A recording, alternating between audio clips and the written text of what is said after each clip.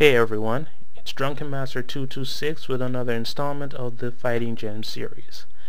Last week's installment, which focused on Urban Reign for the PS2, dragged on for a bit, and even then I kind of simplified it down to the basics of the game. I think I bit off a bit more than I could chew that time, so to balance things out, I'm reviewing a much beloved game from the Dreamcast era. And no, it's not Dead or Alive 2, all that has is jiggling memories and panty shots. And showing off their panties. Every time they throw a kick, panties. Every time they throw somebody, panties. Every time they throw a punch, panties. No, I'm talking about Power Stone. Yes, Power Stone, the game that only people on the internet seem to have played. I could count the number of people I know in real life who played this game on one cuticle, which is a shame because it pretty much set the standard for every arena fighter made afterwards. Power Stone is a bit simpler than other fighting games, but don't let that fool you. The basic controls are easy to master, but there are also a number of different game mechanics which turn it into a full-bodied fighting game. The hook of the game are the Power Stones. Heck, the game's named after them in a sort of roundabout way.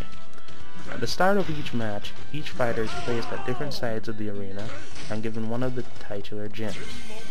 By getting 3 of them, one can receive a power boost and transform into a more powerful warrior. However, there can only be a few stones in play at a time, and getting 3 of them usually involves a 4-step process. 1.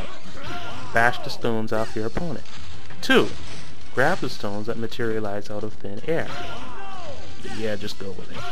3. Question mark, question mark, question mark. 4. Victory! And that's where the combat system comes in. There are 4 basic motions besides moving. By default, X throws punches, Y launches kicks, A can be used to grapple or grab anything nearby, more on that later, and B is for jumping. By pressing either punch or kick repeatedly, you can perform simple combos. In addition, there are other combos that can be used to pile on damage. Pulling off the last hit of a combo is guaranteed to knock a stone out of the player on the receiving end, and each hit can be delayed to trip up the opponent. There's no way to block an attack, but simply stepping or jumping out of the way will usually suffice. There's also an option to sort of dodge it, which is called escaping, and that's performed by tapping the control stick just as the move hits you. But that can be a little risky since it's hard to time, and honestly it only moves you a little bit away, so unless you plan to follow up with a grapple or a combo, it's not really worth it. And you can grab your opponent for some decent damage. However, they can avoid it by pressing the grab button on their own, and if you follow up, then they can avoid that too. So it could become a button mashing fest where it's just a number of repeated grabbing animations being interrupted until one of them gets through, or one person moves away. Which is kind of funny, really. However, an arena fighter has to have some way of using the surrounding area as an asset, and this one has tons of them. First off, you can grab almost anything in a stage. The walls, the furniture, ornaments, ceiling, anything's fair game. You can pick up an idle object around the ring and then toss it within the tap button. Or you could roll over an object and punch or kick it towards your enemy, kind of like a huge sliding couch. You can grab onto the post or support beams that appear in some of the arenas as well.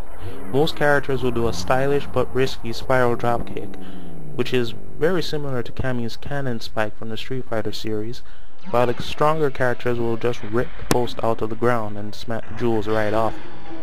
You can also double jump, usually by jumping off the walls, although some characters can do it on their own. Double jumping is important for 2 reasons. It can be used to get out of the way of crazy attacks, and it can be used to settle dropkicks and air grapples. The dropkick is an incredibly useful attack. It can knock a power stone off your opponent without using a combo, and the more altitude you can get for it, the better. Air grapples are another speedy way to knock power stones out of your opponent. Just try to grapple them from the air while they're on the ground, and you slam down on them, flattening them like a pancake. I personally like to crawl along the ceiling and then slam down. It's impractical but fun. Better yet, when both fighters are airborne, you can grab onto and slam the other fighter into the ground. There are also weapons that materialize in chests on the field. You can use them to deal some heavy damage, and some of them, like pipes and swords, can even knock out every power stone a fighter has. Others are more varied, like guns and artillery, which allow you to attack from a distance, or shields, which allow you to block attacks until they break. Combos, dropkicks, grapples, swordplay, flamethrowers, whatever you have to use to get stoned, do it. Because the first person to get powered up can gain a serious edge in the match. When you're powered up, you gain amazing powers and a whole different move list. Not only do you gain new standard moves, called fusion moves, but you can also do extremely powerful finishers called super fusion moves. Imaginative, huh? You can do these by either pressing jump and punch, or kick, or using the triggers on the Dreamcast pad. When powered up, the power stones fuse together and form a super bar. This bar slowly depletes with time and eventually empties out, turning you back to normal in the process. But this doesn't mean that you have to let loose everything you got in one shot. Generally, fusion moves are hard to avoid, and super fusion moves even more so. So your opponent will most likely be playing keep away, unless they're crazy like me, in which case they'll try and grapple you. In order to make your transformation count, each move has to be used well in order to set up your opponent for the finisher, like so.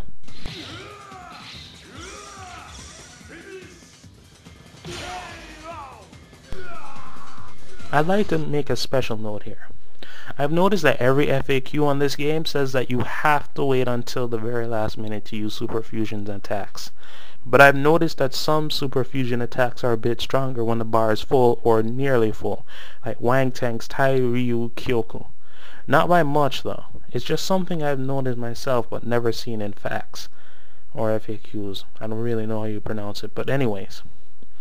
Technically, you don't have to use power stones, but the stuff you can do with them is just too cool to pass up.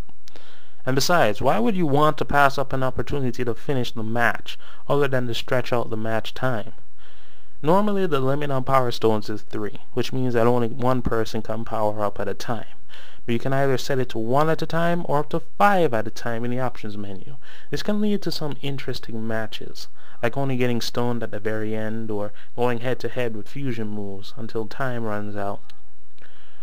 Power Stone is one of those games that proves that Capcom can really cut loose and be creative when they feel like it.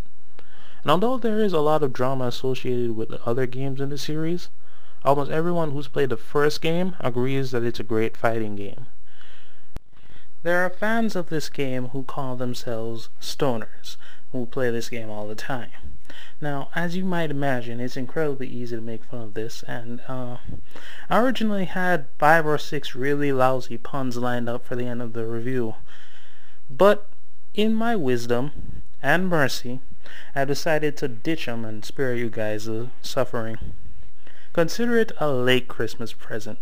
So, Merry Belated Christmas, or Happy Belated Holidays, or whatever the heck the PC term for it is, and Happy New Year.